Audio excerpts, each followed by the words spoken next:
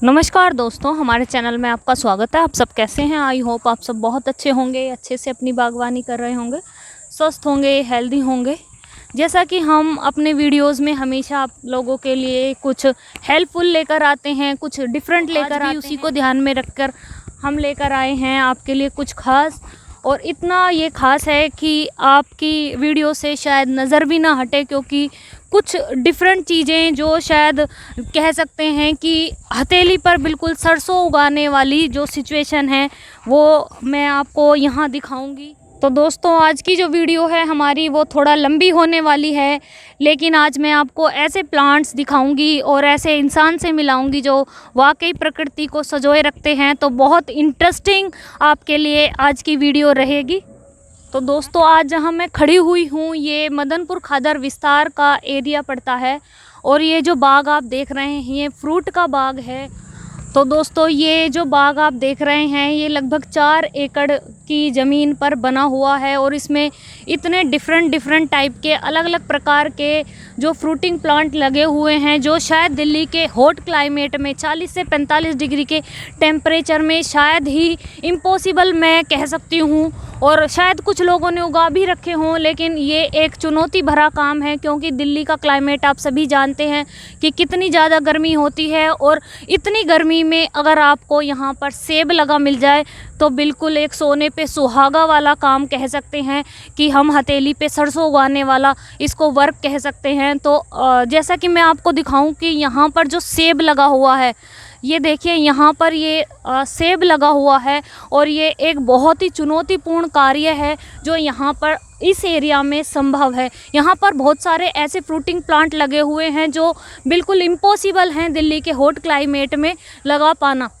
ये जो आप फ्रूटिंग बाग देख रहे हैं ये हमारे मदनपुर खादर एरिया के ओखला विधानसभा क्षेत्र के पूर्व प्रत्याशी चौधरी ब्रह्म सिंह जी का ये बाग है, जिन्होंने बिल्कुल दिल्ली में लोग आजकल एक एक इंच ज़मीन के लिए जहाँ लड़ते हैं, झगड़ते हैं, छोड़ने को कोई तैयार नहीं होता, ऐसे में इन्होंने प्रकृति को सजोने का काम किया है।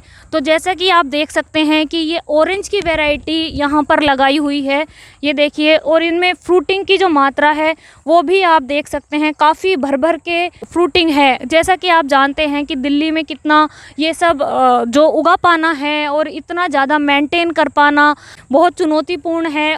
तो सर आपका और मैम आपका हमारे चैनल में बहुत बहुत स्वागत है।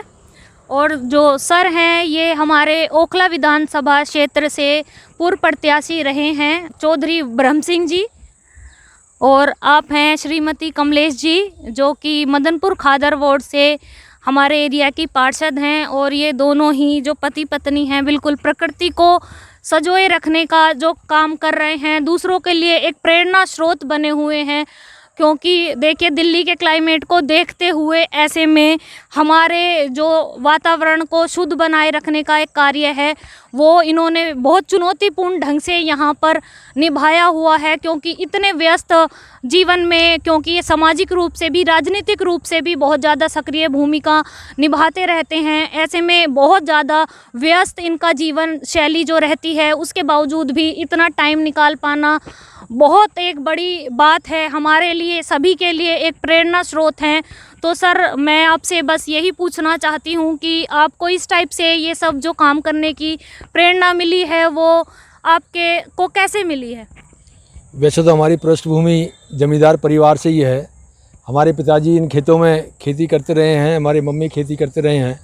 लेकिन अभी हम लोगों का थोड़ा जीवन चेंज हुआ और जीवन चेंज होने के बाद यहाँ पर कुछ इस तरह की ये प्रॉपर्टी या ये हमारी ज़मीन आबादी के बीच में आ गई कि यहाँ पर ना सब्जी हो सकती थी ना कोई और चीज़ हो सकती थी। फिर दूसरा, जितना पेड़ों का अभाव अभी देखने को मिल रहा है, पर्यावरण में बहुत दिक्कतें थी। तो हम लोगों ने ऐसा विचार किया कि भाई एक दिन हम बैठे थे इस मंदिर के पास ही, मंदिर पर बैठे बैठे ऐसा मन में विचार आया कि हम लोग इसमें पेड़ पौधे लगाएँ और जो लोगों के लिए भी अच्छा होगा, पर्यावरण के लिए भी अच्छा होगा। क्योंकि वक्त कम मिलता है राजनीति से, लेकिन फिर भी जब जब वक्त मिला हम लोगों को, चाहे सुबह के वक्त मिला, चाहे शाम को मिला या दोपहर में मिला, हम लोगों ने दोनों मियाँ बीवी ने आकर यहाँ पर काम करने का काम किया। और कुछ लोग हमने रखे हुए भी जो देखभाल करते हैं पौधों की। और इस बगिया में हम लोगों ने हर फ्रूट का पेड़ लगाया है, चाहे तो वो अनार का हो, चाहे अमरूद का हो, चाहे सेब का हो, चाहे आड़ू का हो, चाहे बादाम हो, चाहे बेलपत्र हो, चाहे आंवला हो, चाहे आम हो, चाहे चीकू हो, चाहे लीची हो, जो भी हमें लगता है कि ये पेड़ यहाँ पर लगाना चाहिए, हम लोगों ने लगाया है। और प्रभु की कृपा है कि ये हमने लगभग 4 साल पहले हम लोगों ने शुरू किया था और 4 साल में हम लोगों ने यहाँ तक ये पहुँचा दिया है। और आज जिसकी ज़रूरत है ऑक्सीजन, जो क्योंकि यहाँ पर लाखों की आबादी है चारों तरफ, और ये जिस तरह के यहाँ पेड़ लगे हुए हैं, यहाँ पर ऑक्सीजन में भी बदलाव आया है, पर्यावरण में अच्छा बदलाव यहाँ पर आया है और लोग बहुत खुश हैं। तो जैसा कि आप देख रहे हैं, ये यहाँ पर जो पेड़ है ये बादाम के पेड़ हैं और बादाम इसमें आप देख सकते हैं कि कितनी ज़्यादा क्वांटिटी में लगे हुए हैं, बिल्कुल भर के जिसको हम कह सकते हैं वैसे इसमें बादाम लगे हुए हैं।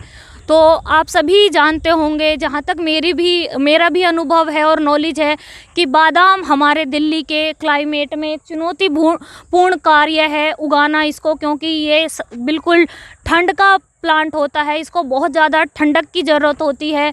तो ऐसे में सर मैं आपसे बस यही पूछना चाहती हूँ और अपने व्यूवर्स के लिए भी एक अनुभव आपसे चाहती हूँ कि किस टाइप से आपने इसको जो मेंटेन किया हुआ है, क्योंकि इतनी गर्मी में उगा पाना बहुत ज़्यादा चुनौतीपूर्ण है दिल्ली में इसको। हम लोगों ने प्लांट जब ख़रीदा तो हमने उनसे भी बात की थी, नर्सरी वालों से, और नर्सरी वालों ने बताया भी था कि भी इसमें इस तरह की खाद डालना, इस तरह की दवाइयाँ इस्तेमाल करना। और लगभग 3 साल पहले ये पेड़ लगाया था बादाम का, और 3 साल में हम लोगों ने जब इसको जो रिक्वायरमेंट पड़ी पेड़ को, चाहे वो खाद की रिक्वायरमेंट है, चाहे यूरिया की है, और आपका चाहे इसके पानी की है, क्योंकि पानी की खास इसमें रिक्वायरमेंट रहती है अलग तरह की ना, कि इस पर गर्मी ना पड़े, ये इस तरह की देखभाल करके हम लोगों ने इसको तैयार किया है। और आज स्थिति ये है कि मैं आपको दिखाऊं, क्योंकि बादाम पक भी गया है, ये पका हुआ बादाम है और अब बिल्कुल तैयार है। ये यहाँ की उपलब्धि है दिल्ली की। और मैं चाहता हूँ कि दिल्ली में इसी तरह के पौधे लगें और दिल्ली भी एक तरह से कश्मीर भी हो जाए, हिमाचल भी हो जाए, हर तरह की चीज़ दिल्ली में तैयार हो। सर की जो सोच है वो बहुत ही अच्छी सोच इन्होंने यहाँ पर अपनी जो भावना अपनी व्यक्त की है, बहुत अच्छी भावना इन्होंने व्यक्त की है। क्योंकि देखिए दिल्ली सभी राज्यों का एक मेल है और इसमें सामंजस्य रखना, और कम से कम लोगों के बीच में हम सामंजस्य नहीं बना पाते तो क्या हुआ, पेड़ों के माध्यम से ही हम सभी राज्यों को एक ले आए और एकता के सूत्र में बांधे रखें। तो ये बहुत ही अच्छी बात इन्होंने बोली है, सभी को इसी से प्रेरणा लेनी चाहिए। तो दोस्तों ये जो आप पेड़ देख रहे हैं ये सेब का पेड़ है और इसमें दिल्ली के इतनी गर्मी में सेब लगे हुए हैं यहाँ पर। मेरे लिए भी ये एक हैरानी की बात है और शायद आप सभी के लिए भी ये हैरानी की बात होगी, क्योंकि हम सभी जानते हैं कि जो सेब होता है उसको बिल्कुल बर्फीला टेम्परेचर और बिल्कुल कोल्ड उसको टेम्परेचर चाहिए होता है, ठंडा कश्मीर वाला जिसको हम कह सकते हैं, क्योंकि कश्मीर और हिमाचल के ही सेब काफ़ी फेमस हैं हमारे यहाँ पर। तो ऐसे में दिल्ली में ये उगाना और एक चुनौतीपूर्ण कार्य तो है ही। तो मैं अब जो है मैम से पूछना चाहूँगी कि आपने पहले और अभी में जो बदलाव देखा है यहाँ पर, और अब आपको कैसा महसूस होता है? अब हमें बहुत अच्छा महसूस होता है। हमने इतने सारे पेड़ बगीचा बना लिया पूरा, सबके लिए फ़ायदा है। जो यहाँ रह रहे हैं उनके लिए, सबके लिए बहुत फ़ायदा है, क्योंकि वो सुबह शाम सैर करने के लिए आते हैं और आराम से बैठते हैं, लंच वंच करते हैं और आराम से जाते हैं यहाँ से खाना वाना खा के, और फ्रूट भी साथ में ले जाते हैं तोड़ तोड़ के, आधे कच्चे भी और पक्के भी अच्छा। तोड़ तोड़ के ले जाते हैं। आपने शुरू में जो मेहनत की, अभी जो फल में आपको मिल रहा है वो तो खूबसूरत है ही और सभी के लिए प्रेरणा भी मिल ही रही है। तो अभी में और पहले के टाइम में आपको क्या क्या परेशानियाँ झेलनी पड़ी? इसमें कुछ दिन हमने आना बंद कर दिया, तो यहाँ पे सब ने इधर उधर से कबाड़ इकट्ठा करके सारा कबाड़ भर के हमें बहुत ही ज़्यादा मेहनत की है कि इतना कूड़ा उठवाया, बहुत कूड़ा उठवा के फिर हमने ये सारा बहुत जल्दी से मेंटेन किया इसको।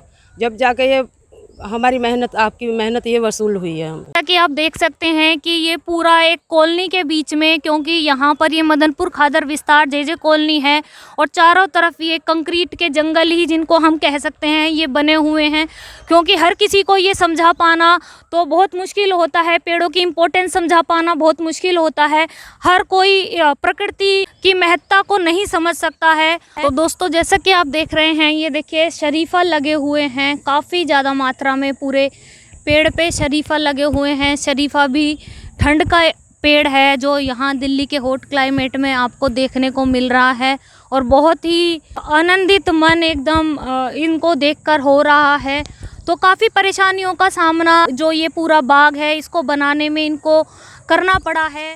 तो दोस्तों ये जो ज़मीन आप देख रहे हैं ये 4 एकड़ की ज़मीन है और बिल्कुल प्राइम लोकेशन की ज़मीन है, जिसकी कीमत अगर हम आर्थिक रूप से आंकें तो करोड़ों की ये ज़मीन होती है।